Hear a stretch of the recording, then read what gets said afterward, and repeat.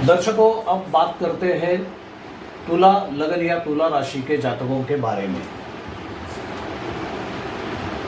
तुला लगन या राशि वालों के लिए मंगल का ये कन्या राशि का भ्रमण थोड़ा तकलीफ देह साबित हो सकता है, क्योंकि तुला राशि के लिए मंगल प्रबल मार्गेश हो जाते हैं। मार्ग स्थान में उनकी अपनी एक स्वराशि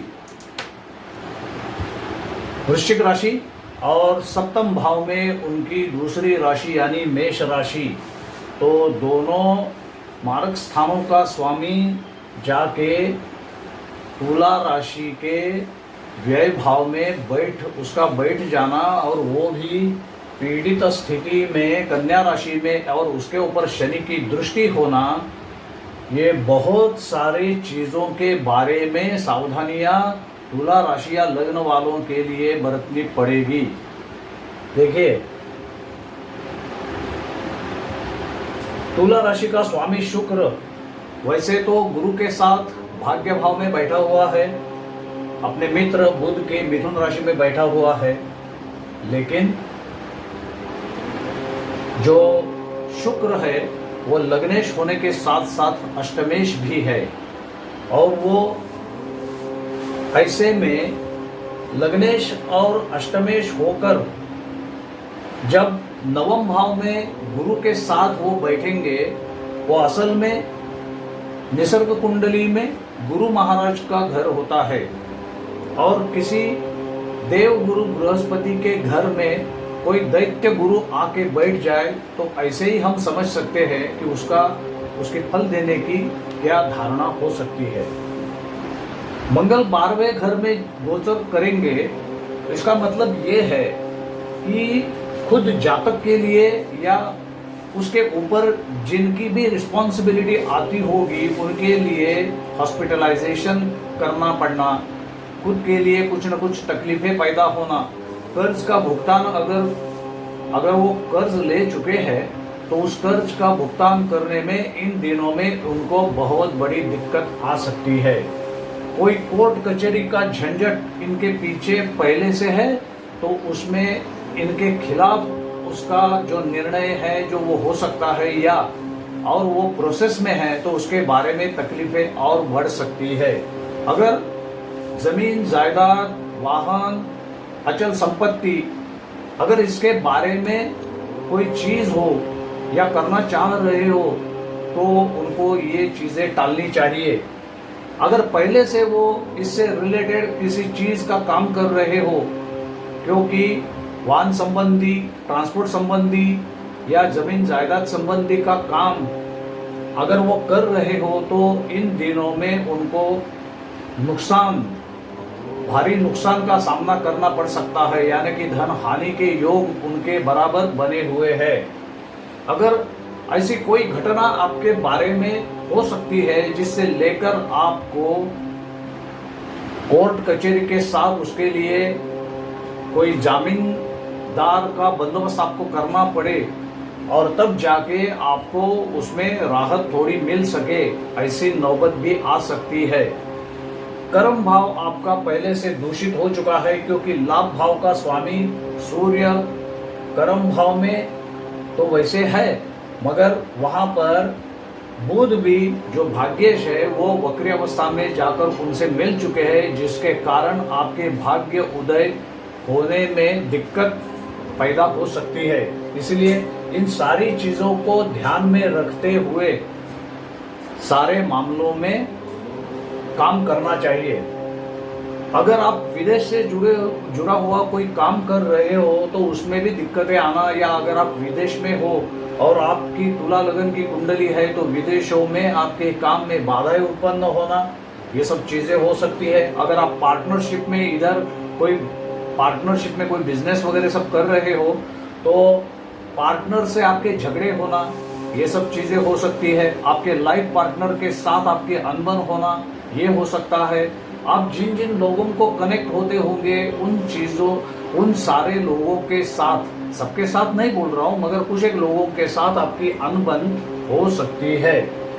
तो इन सारी चीजों को ध्यान में रखते हुए आपको सोच समझकर हर एक कदम रखना चाहिए, ऐसा तुला राशि के बारे में है।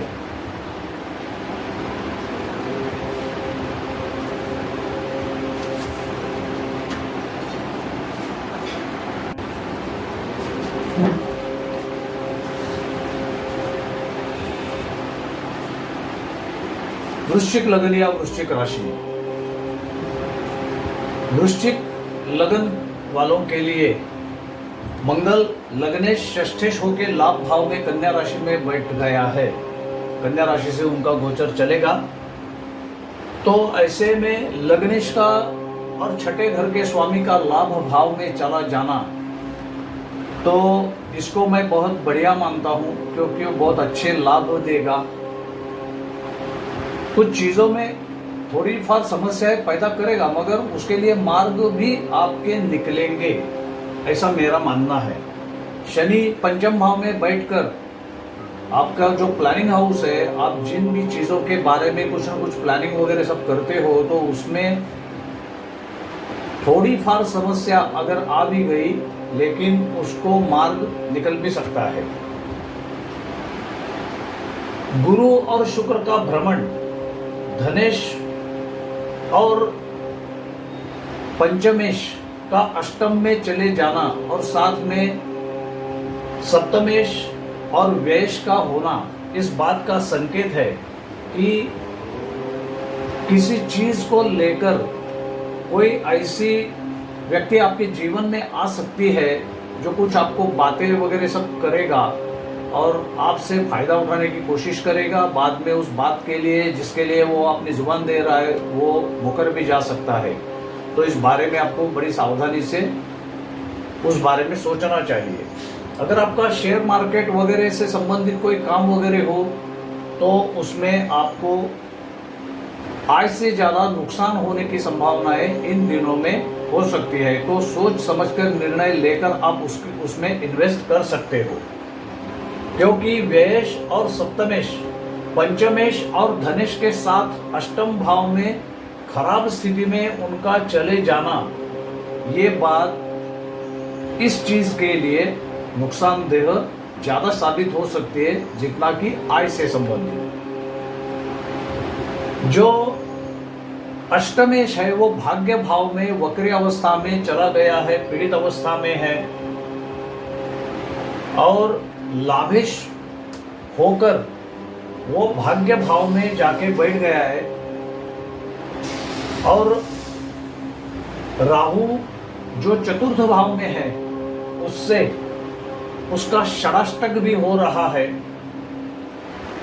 शनि से हालांकि वो नव पंचम में है, मगर शनि अभी फिलहाल मंगल की दृष्टि होने के कारण उस स्थिति में नहीं है कि कुछ स्थितियां ज्यादा संवर सके। तो ऐसे में आपके भाग्य का उदय होने में कुछ रुकावटें भी पैदा हो सकती है। मंगल की जो पहली दृष्टि है वो धन भाव पर पड़ेगी, शनि पर सातवीं दृष्टि रहेगी, और अपने खुद के घर में छठे भाव पर दृष्टि रहेगी। तो ओवरऑल मिल जुला के अगर हम असर देखें तो अच्छे होने की संभावनाएं ज़्यादा है, और कुछ तकलीफें समस्याएं आने की संभावना वृश्चिक लग्न या जातकों के लिए थोड़ी कम ही रहेगी।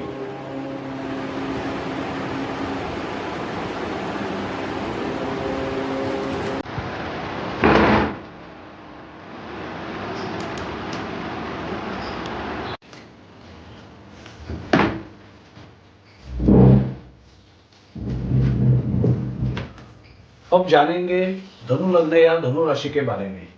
मंगल दशम भाव में व्ययश और पंचमेश है, चतुर्थ भाव में शनि है, सप्तम भाव में गुरु और शुक्र, गुरु लग्नेश और चतुर्थेश है, और शुक्र षष्ठेश और लाभेश होकर दोनों एक साथ विराजमान है सप्तम भाव में।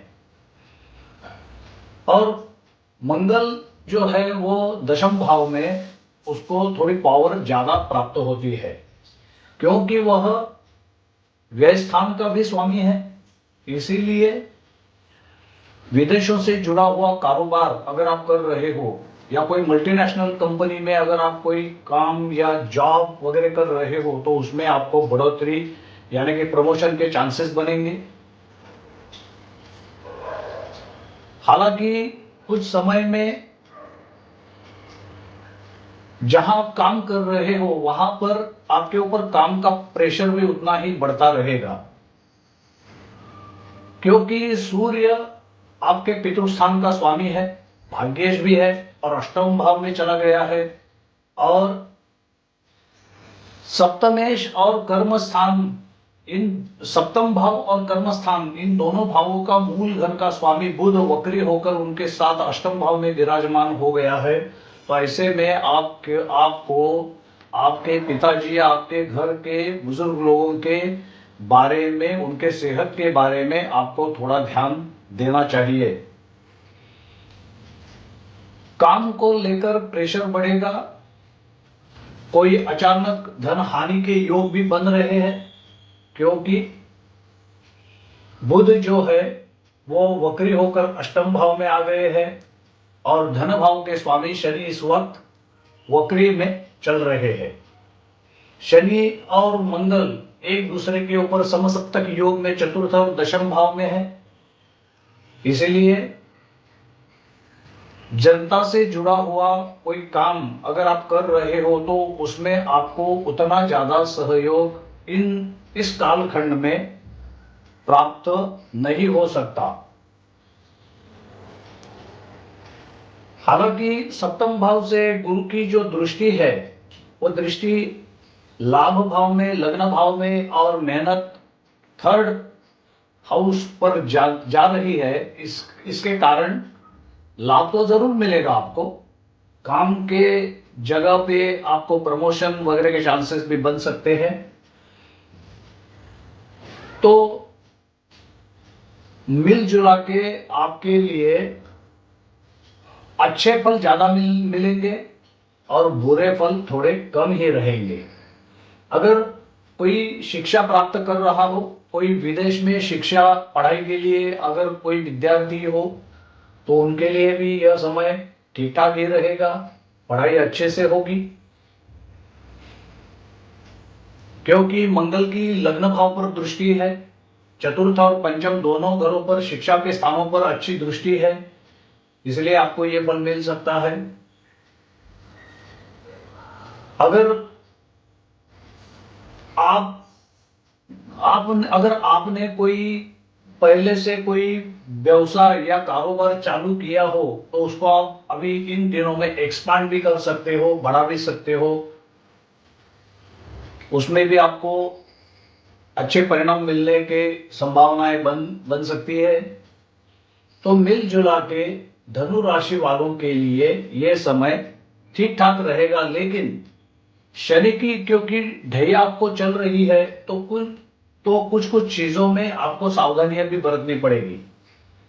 कोई भी निर्णय लेते समय आपको थोड़ा सावधान रहना होगा, सोच समझ के आपको विचार करके निर्णय लेना चाहिए, क्योंकि थर्ड हाउस में कम्युनिकेशन के घर में आपके निर्णय लेने की क्षमता दिखाने वाले घर में राहु विराजमान है और मंगल जो कन्या राशि में गोचर करेंगे कर्म भाव से या कर्म भाव में बैठ के, तो उनका आपस में षडाष्टक योग भी चल रहा है। इसलिए ऐसा ना हो कि जल्दबाजी में, हड़बड़ी में आप अगर कोई निर्णय ले तो उसमें आपको नुकसान भी हो सकता है।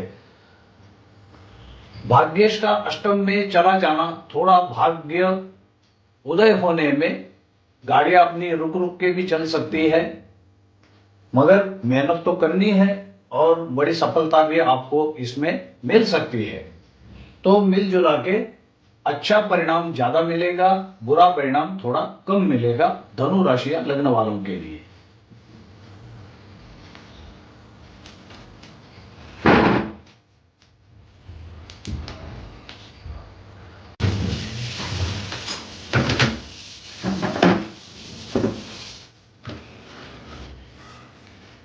मकर लग्न या मकर राशि, मकर राशि के लिए मंगल भाग्य भाव से कन्या राशि में गोचर करेंगे, चतुर्थेश और लाभेश मंगल। भाग्य भाव से भ्रमण करेंगे। सूर्य और बुध सप्तम भाव में, गुरु और शुक्र छठे भाव में, शनि तृतीय भाव से गोचर करेंगे और राहु केतु धन या अष्टम भाव में यह स्थिति है मकर लग्न या मकर राशि की। नवम भाव से व्यय भाव पर पहली दृष्टि, शनि पर सातवीं दृष्टि और चतुर्थ भाव जो उनका खुद का अपना घर है उस पर उनकी दृष्टि जाएगी।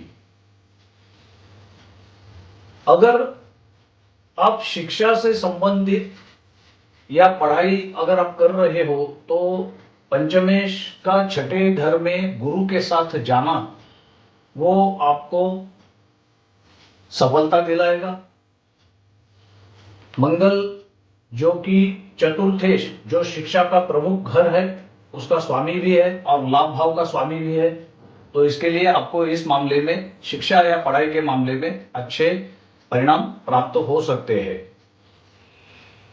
अगर आप कोई काम या ट्रांसपोर्ट से संबंधित अगर आप कोई बिजनेस कर रहे हो तो इन दिनों में आपको थोड़ी बहुत कठिनाइयों का सामना करना पड़ सकता है, क्योंकि शनि जो कि तृतीय भाव ट्रांसपोर्टेशन और बुध जो कि ट्रांसपोर्टेशन का कारक ग्रह है वो वक्री चल रहा है, और मंगल जो कि मशीनरी यानी कि यंत्र यानी कि चलती हुई कोई भी चीज जिसके कारक शनि और मंगल दोनों है एक दूसरे से समसप्तक योग में होने के कारण इस मामले में अगर आपका कोई बिजनेस या आप नौकरी कर रहे हो तो इन दिनों में आपको थोड़ी कठिनाइयों का सामना करना पड़ सकता है, तो इसके बारे में आपको थोड़ा ध्यान देने की जरूरत है। इन दिनों में मेहनत का फल जो है वो मिलने में थोड़ी समस्या पैदा हो सकती है या उसमें कुछ कमी रह सकती है, क्योंकि आपके मेहनत के घर में शनि महाराज वक्री यानी कि वक्री होकर विराजमान हो गए हैं, और उस घर के मूल जो भावेश है वो गुरु छठे घर में मिथुन राशि में बुध के चले गए और इस समय बुध जो है वो वक्री होकर सप्तम भाव में बैठे हैं। तो इससे सप्तम भाव में मिलने वाले फलों में थोड़ा बिगाड़ निर्माण हो सकता है। सप्तम भाव जो है वो अष्टमेश सूर्य और छठे और नौवे घर के स्वामी बुध इस भाव में जाके बैठे हैं। बुध हालांकि वक्री है, तो आपके जीवन साथी के साथ आपका तालमेल बिठाना थोड़ा उसमें कठिनाई हो सकती है, मतभिन्नता या मतभेद होने की संभावना है। इसके ऊपर आपको ध्यान देना पड़ेगा, क्योंकि कुटुंब या सुख भाव के स्वामी अपने घर के स्वामी यानी कि चतुर्थ भाव से अपना घर जहां हम रहते हैं उस घर का सुख भाव का स्वामी मंगल जो कि नौवे भाव में शनि की दृष्टि में है, तो इससे रिलेटेड चीजों को आपको थोड़ी सावधानी से, कोई मसले हो या कोई समस्या हो तो ठंडे दिमाग से उसे सुलझाना चाहिए। आपको अपने स्पाउस के हेल्थ के बारे में भी ध्यान देने की जरूरत है, क्योंकि तृतीय भाव में मकर राशि के स्वामी शनि वक्री होकर गुरु के मीन राशि में फिलहाल तो वो चल रहे हैं और वो जल तत्व की राशि है। अपने छाती का यानी कि चेस्ट का जो ऊपरी हिस्सा है, हृदय का जो ऊपरी हिस्सा है और अपना जो रेस्पिरेटरी ट्रैक सिस्टम है उसका कारक घर जो है वहां पर शनि महाराज विराजमान है, मंगल की उनके ऊपर दृष्टि है, तो खुद अपने लिए भी आप इन चीजों के बारे में कोई तकलीफ ना हो इसकी तरफ आपको ध्यान देना चाहिए। काम के बारे में मिला जुला असर रहेगा, काम होते रहेंगे, काम में ज्यादा रुकावटें नहीं आ सकेंगी, क्योंकि लाभ भाव के और चतुर्थ भाव के स्वामी मंगल आपके भाग्य भाव में विराजमान है। मकर राशि के मकर लग्न है, मकर राशि मंगल की उच्च राशि होने के नाते उतना ज्यादा खराब फल आपको नहीं मिल सकता।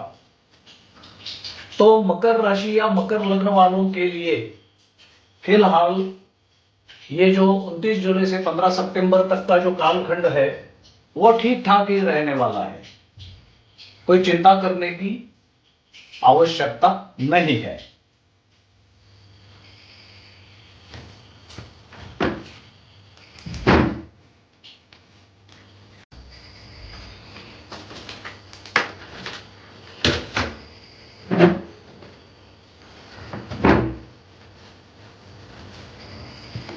अब बात करेंगे कुंभ लग्न या कुंभ राशि वालों की।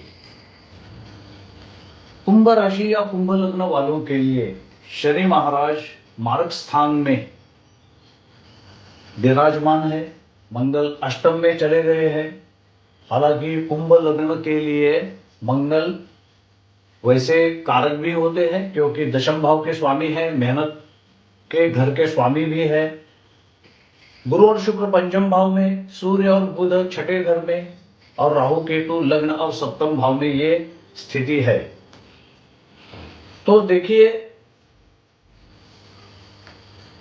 सप्तम भाव के स्वामी का छठे घर में जाना और पंचम भाव के या अष्टम भाव के स्वामी के साथ उनका वहां पर बैठना, ये आपको कारोबार या व्यवसाय में थोड़ी मंदी की सिचुएशन में ला सकता है। अगर आपका कोई निजी बिजनेस हो, आप कोई व्यापार वगैरह कर रहे हो, तो उसमें थोड़ी सी दिक्कतें आ सकती है।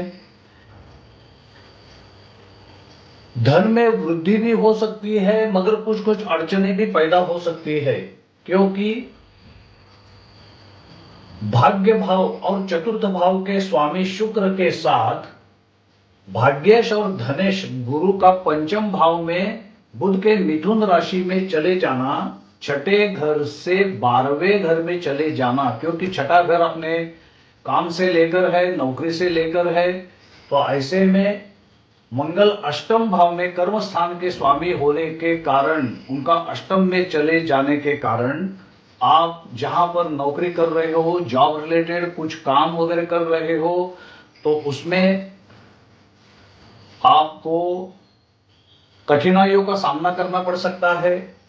काम का प्रेशर आपके ऊपर डाला जा सकता है, जानबूझ के ऐसी सिचुएशन क्रिएट की जा सकती है, या काम में आपके बाधा उत्पन्न होने जैसे कुछ भी हालात पैदा हो सकते हैं। तो इस बारे में आपको जरूर ध्यान देना चाहिए।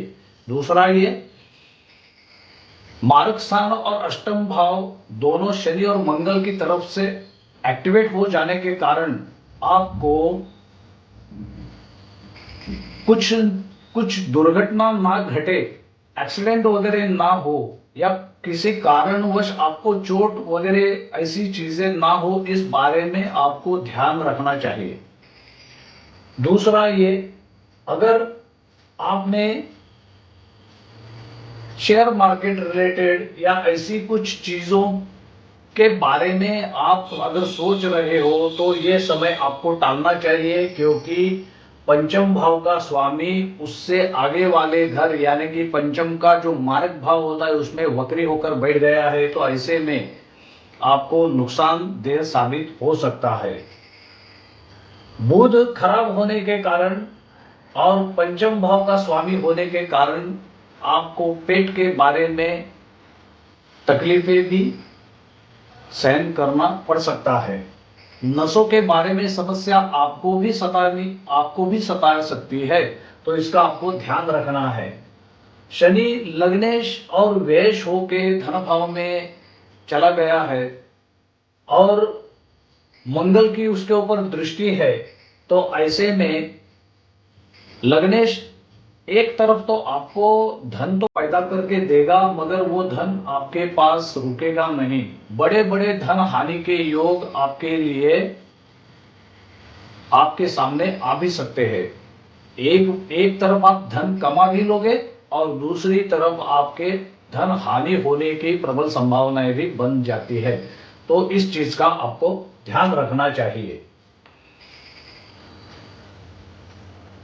कुंभ राशि के लिए ज्यादा तकलीफ देने वाला मामला जो है वो ये है कि किसी चीज के कारण उनके जीवन में मानसिक असमाधान पैदा करने वाली कोई समस्या अचानक उनके जीवन में आ सकती है। इस चीज का उनको ध्यान रखना चाहिए।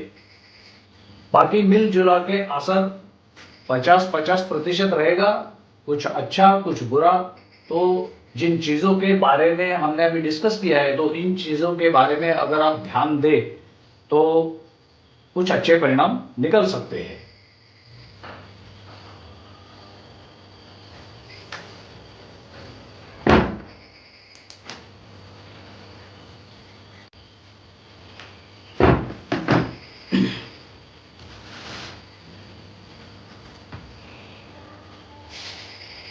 आइए सबसे आखिर में बात करते हैं मीन राशि या मीन लग्न वालों की कुंडली के बारे में।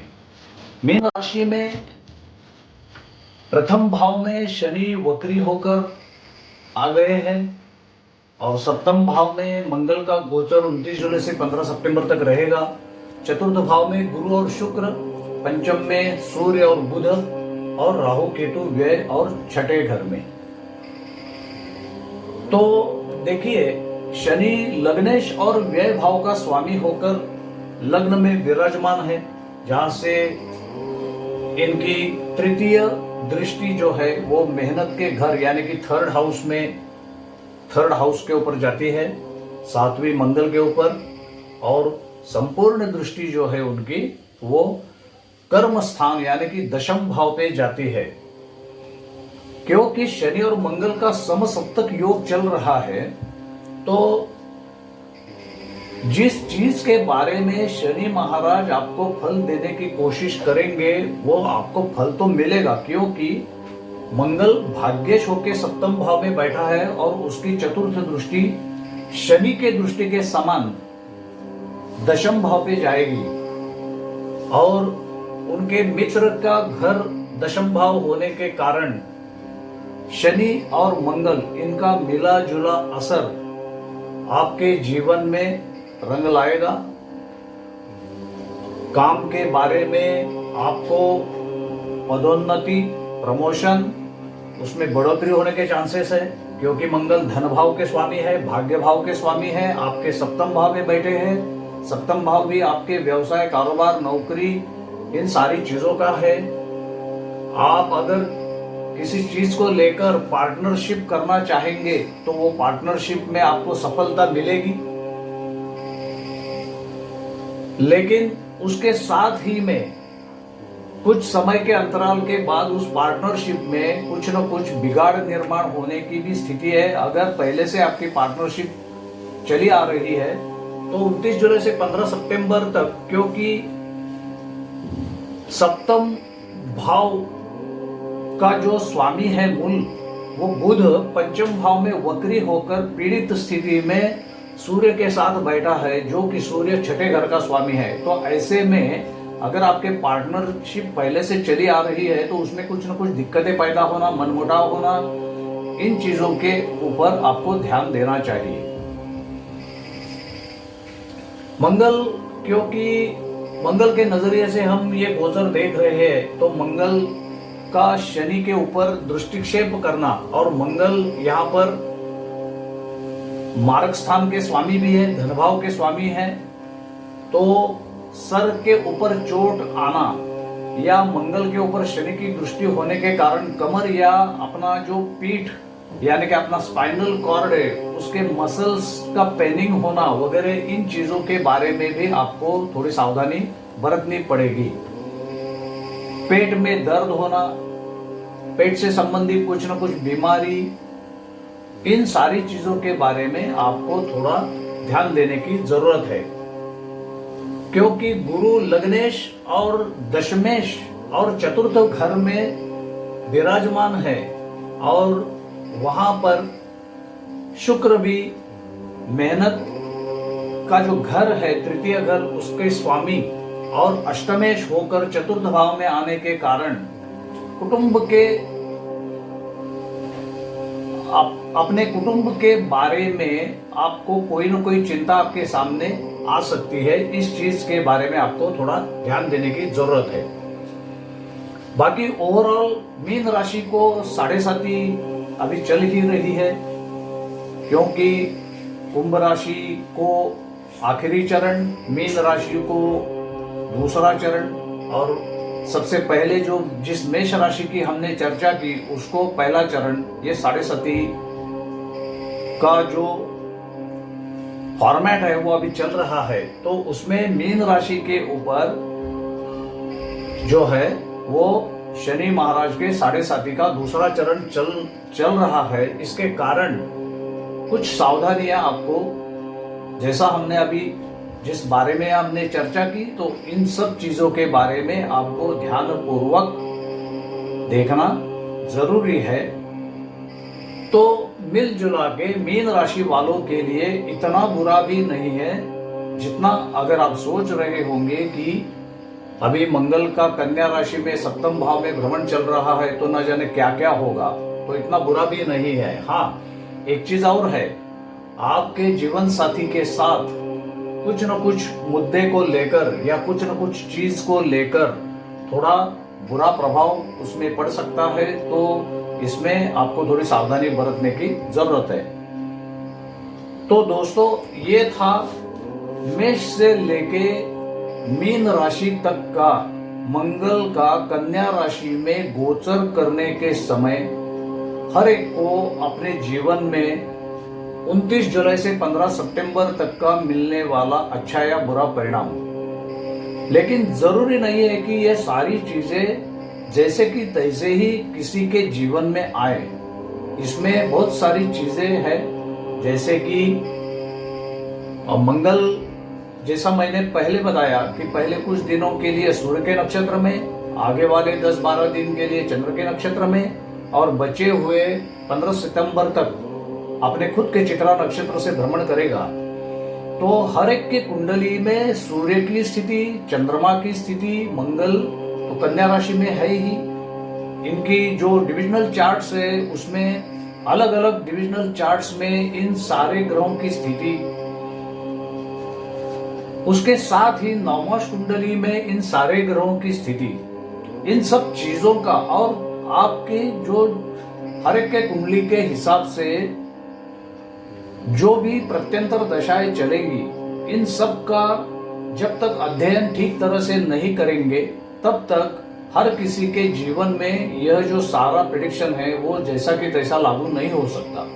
मगर ओवरऑल अगर हम मेष से लेके मीन राशि तक के राशि या लग्न वालों के जातकों के लिए जैसा हमने इस वीडियो में चर्चा की है, ओवरऑल सर्वसाधारण फल उनका क्या रहेगा उसके भ्रमण का, तो इस विषय में हमने जो चर्चा की है उसमें थोड़ा या ज्यादा कम अच्छा या कम बुरा, या ज्यादा अच्छा या ज्यादा बुरा फल हर एक के कुंडली के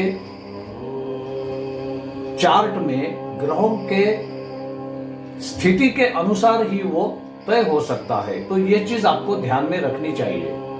तो आइए अब एक एक करके जानते हैं। अगर मेष राशि या लग्न वालों के जातकों के लिए अगर कोई समस्या या कठिनाई आ सकती है तो उनको, जैसे मैंने उस राशि के बारे में तो बताया ही था कि हनुमान चालीसा का पाठ करे या हनुमान जी को सिंदूर चढ़ाए, वैसे ही एक एक के बारे में अभी मैं बताता हूँ। वृष राशि के जातक क्या करे, अपने राशि के स्वामी शुक्र के बीज मंत्र का जाप करे। मिथुन राशि के जातक क्या करे, वह भी अपने मिथुन राशि के स्वामी बुध के मंत्र का, बीजाक्षर मंत्र का जाप करे।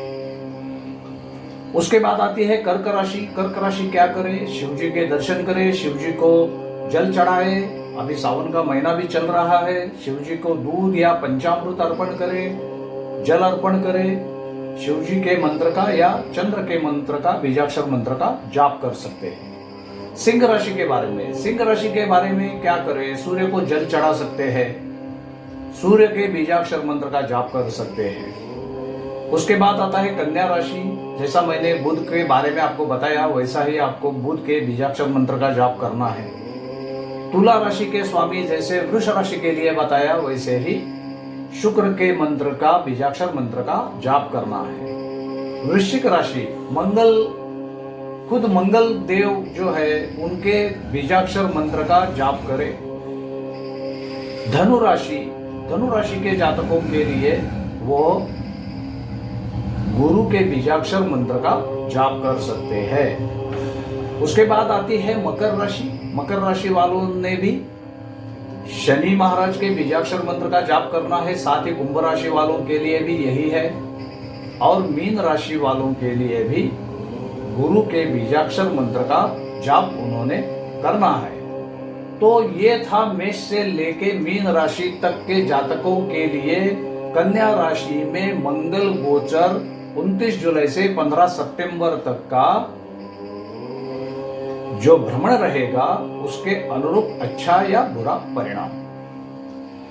तो अगर आपको ये वीडियो अच्छा लगा हो तो वीडियो को लाइक कीजिए, शेयर कीजिए, चैनल को सब्सक्राइब कीजिए और बेल आइकन की घंटी, नोटिफिकेशन की घंटी दबाना ना भूलें ताकि ऐसे ही रोचक वीडियो आगे चलकर जिसका नोटिफिकेशन आपको सबसे पहले मिल सके। धन्यवाद।